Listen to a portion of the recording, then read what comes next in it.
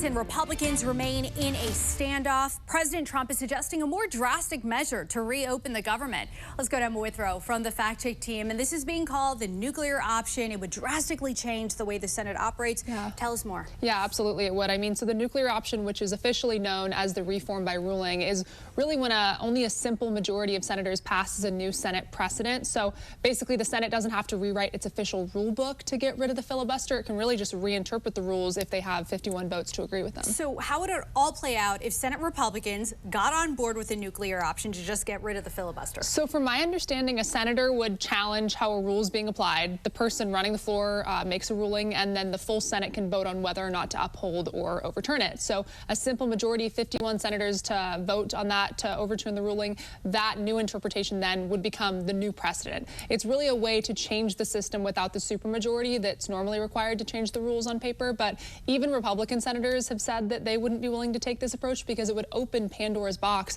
when it comes to passing legislation with just a simple majority rather than those 60 votes that are normally required. So it would really just give an unprecedented amount of power to whichever party is controlling both chambers in the White House. And also interesting, Senate Majority Leader Thune breaking with Trump on this, so we'll see. Yeah. We'll see how far this goes. Emma, thank you. Thanks. Later on, Emma will be back to break down when the nuclear option was used in the past. President Trump is pushing Senate Republicans to desert negotiations with Democrats and use the nuclear option to eliminate the filibuster and reopen the government.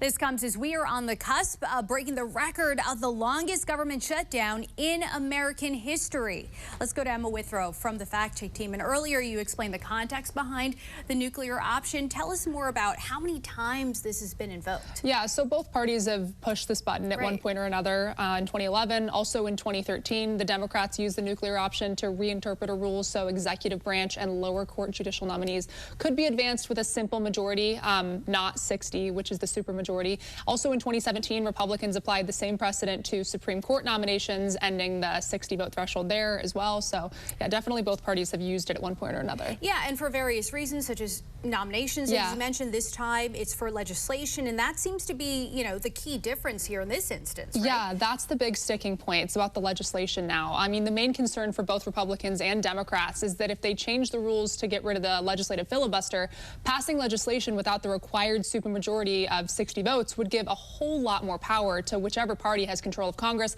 and also the White House. So it wouldn't really just change how the Senate operates. It would kind of change what the Senate is. I mean, the minority party would lose almost all of its leverage to block or negotiate bills. It would also shift the Senate from a chamber built on consensus and debate to one that more so functions like the House does right now, where it's like majority rules, minority sidelines. All right, interesting topic. Emma, thank you. Thanks. For more on this Fact Check team topic, including links to Emma's sources, scan the QR code or visit the National